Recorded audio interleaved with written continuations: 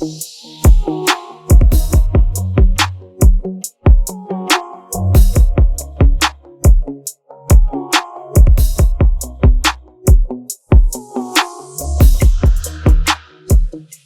is up, everyone? You are watching Haney's Lunkers, and my name is Colton Haney. And today I really wanted to talk to you about my top 5 favorite baits and rod and reel setups for the Mississippi River. This is going to be the first video of hopefully many this year, all about the Mississippi River. I want to do a whole series to teach you guys how to fish the river because it is so expansive. There's so much water, so many different things you can do, and I want to give you guys my favorite tips and tricks on how to catch bass on the Mississippi River. Now let's get right into it. My favorite all-time bait out on the Mississippi River is a swim jig. The reason why is it's so versatile. You can throw it through a lot of different grass and wood, and you can throw it pretty much anywhere out there with the current, and fish just love these things.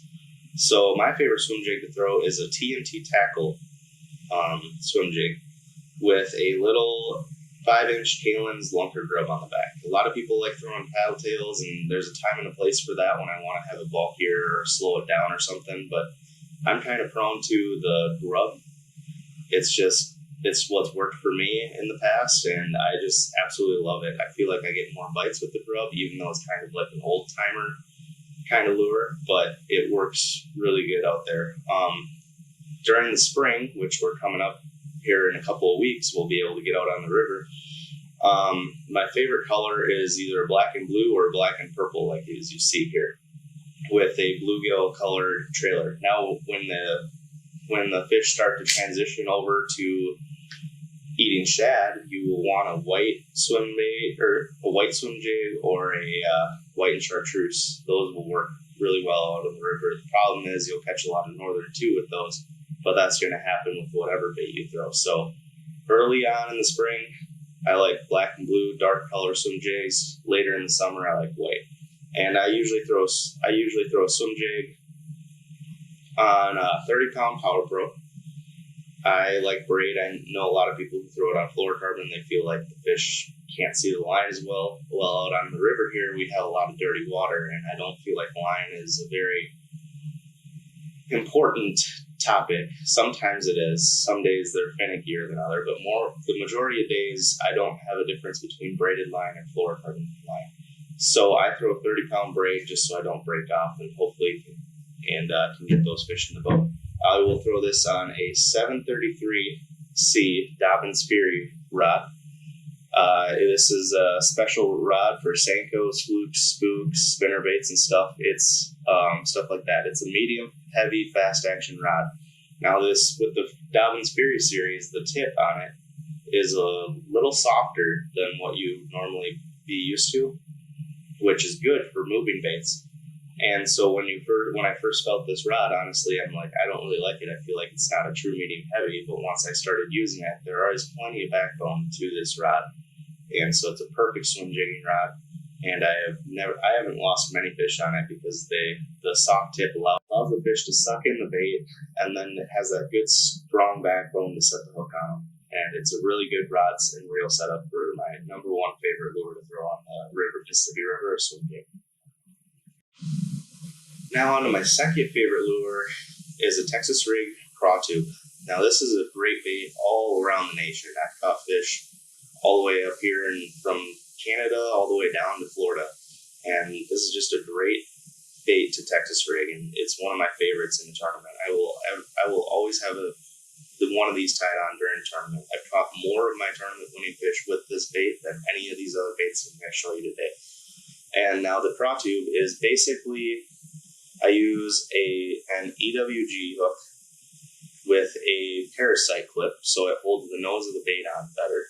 And then I use a tungsten bullet weight and I peg it. A lot of people don't like to peg their weights. I do. It's just a preference thing. I feel like I can feel the bait better and feel bites better. But you just do a simple Texas rig, and now this craw tube is basically a mix between a Sweet Beaver, a Reactions Innovation Sweet Beaver, and a regular tube. And so it's got those rings on there. It will cause a lot of bubbles and create a lot of action and noise in the water, which will attract fish. And it's also hollow inside, so it will float once it's down there. And with these tentacles and these arms and everything, it causes a lot of moving parts in the water, and the fish just can't get enough of it. Now with this bait, I will throw it on 17 or 20 pound pea line, fluoroclear. I like the monofilament coated fluorocarbon. That's what I like to throw. I just feel like it's a very strong line. I've never had any problems with it, and I really love this pea line fluoroclear. And so I'll fish. Sometimes I'll use braid, Power Pro braid with it, but a lot of times I will flip it with fluorocarbon. All right, now the rod I'm going to throw this on is a DC 735C. This is a medium heavy extra fast action rod, and with the Champion series, the Champion XP series, it's stiffer rod, and it's meant for flipping, and it's well built. It is a high modulus carbon fiber rod, and it has plenty of backbone, but still it's super light, it's super sensitive. And I will throw this with a Corrado K, because these bigger reels help me feel the bait better. It lets me have a lot of power behind when I want to really get those fish up out of that vegetation or that wood. It allows me to control these fish easier. And I will throw this with a 7 3-to-1, which is an HG, or even an 8-to-1-to-1, which is an XG Corrado. Now on to my third favorite lure. My third favorite lure is a jerkbait. I love jerkbaits. A lot of people don't like them for dirty water, but out here on the Mississippi River, it may be dirty, but they still work. And a couple years ago, Defoe proved that theory wrong as well. Out on, I believe it was Lake Rapala, he won that MLF event out on a jerkbait, and the water was just chocolate milk. And so you don't need clean water to have a jerkbait. You just need a bright, flashy colored jerkbait, and they will still hit it. And especially in the spring here, the bass just love the erratic motion of a jerkbait. I usually use one that dives 1-4 feet, because out here there's not much deep water. And if I do go deeper than that, like in a 10 to 15 foot hole, if they're in a wintering hole, then I will go to a 5 to 7 foot diving jerkbait. But my favorite jerkbait to use is a Rapala Shadow Rap. I love these jerkbaits. They're a little cheaper, which is nice for a college kid who's broke, but they just have a great action, and I haven't had a problem with them. Their hooks are really sharp. I haven't missed many fish, and I don't know. There's great baits. Now I'll throw this on 10 or 12 pound pea line fluoroclear as well. It's you want a little lighter line with the jerkbait, because that will allow it to dive deeper and you get more of an erratic action with it. And I'll throw it on a Dobyns Champion XP glass rod.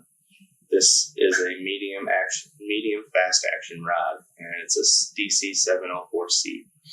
And with this glass rod, it's going to be very, very wimpy, very weak, and it's perfect for jerkbaits, because you want those fish to be able to suck that bait in. And then with those super sharp treble hooks, you'll hook them almost every time. Now, I will throw this with another Corrado K. This is a 200 XG, which is an 8-1-to-1, I believe. And this will allow me to pick up line really fast when I'm twitching it along. Even if I want to pause the lure, I can still pick up the line, and I'll be able to feel any little bite that happens with the jerkbait, so I won't miss many fish. Now on to my third favorite lure, and this is going to be a little controversial, because I know the Mississippi River is a frogging water, but I personally love the spook. There's nothing better than when you come up to a school of fish in open water, smallies or largemouth, and then you throw this over the top of them, and then you'll have 3 or 4 of them blow up at the same time. That's so much more fun than having a fish come off in the weeds just because you couldn't get your frog out. You couldn't get the fish out of the heavy mats fast enough. My favorite spook to throw is a KVD Sexy Dawg. Now in the spring, I like to throw bluegill colors. As I've already explained why, they basically they just chase bluegills, and then later in the year when the shad grow to a bigger size, they'll move to shad. So I have this KVD Sexy Dawg, and I like to paint a little red mouth on the bottom of it. I do that with a lot of my top waters. I just feel like I get more bites that way. I just use fingernail polish and then throw a top coat on it, and it lasts for a while. And another big part of a good top water, especially spook, is a tail feather. Now, a lot of people don't throw these, and I don't know why they work so well, but I feel like if I have a tail feather on my spook, I get more bites almost any day of the week. Sometimes, I mean, there's always exceptions, so you'll go without a feather, but the majority of the time, I will throw a feather on my spook or my chug bug or whatever top water I'm throwing. Now, I'll throw this with either, depending on the amount of vegetation, I'll throw it with 10 to 15 pound fluoroclear. I know a lot of people like throwing braid with their top waters, but I don't like throwing braid because it doesn't have that stretch to allow the treble hooks to stay hooked up. And it doesn't allow those fish to suck it in, because sometimes they miss it on the top water, but then they'll bring it under the water and readjust in their mouth. And if you take that split second of that stretch in the line, you'll get hooked up more often than you will lose them. And with braid, it'll just pull that lure right out of their mouth. So that's why I throw fluoroclear instead of braid with my top waters. And I will throw this with a Shimano Corrado 70HG. This is a 7-3-1, I believe, or 7-5-1, something like that. But this is another great reel. It's got plenty of power, but it's a smaller profile reel, so it will fit in my hand better, and I can use it to make long casts, and just it doesn't wear my hands out when I'm constantly making casts. And I will throw this on another 733C, the same rod that I use for swim jigs because of that super soft tip, but it's got plenty of backbone still. And this is the majority of the time I'll throw it. If I'm in complete open water, no current on a lake or something, I will drop down to a medium rod just so I have that more rod bend. So when the fish jump, they aren't able to throw the hook, and the rod will keep tension on the line with the fish. Now we're on to the holy grail of baits for the Mississippi River. Now everyone who comes here is so excited to go frog fishing, and that is my fifth favorite bait. In the spring, there's not much vegetation out there yet because of the winter killed it all.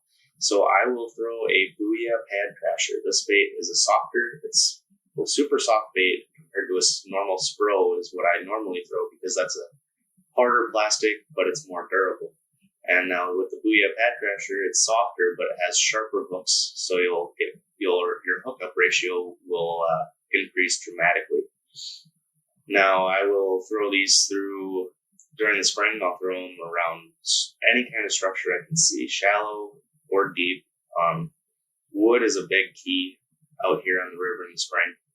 Another key factor is any kind of cane that you'll see, or any kind of cut bank.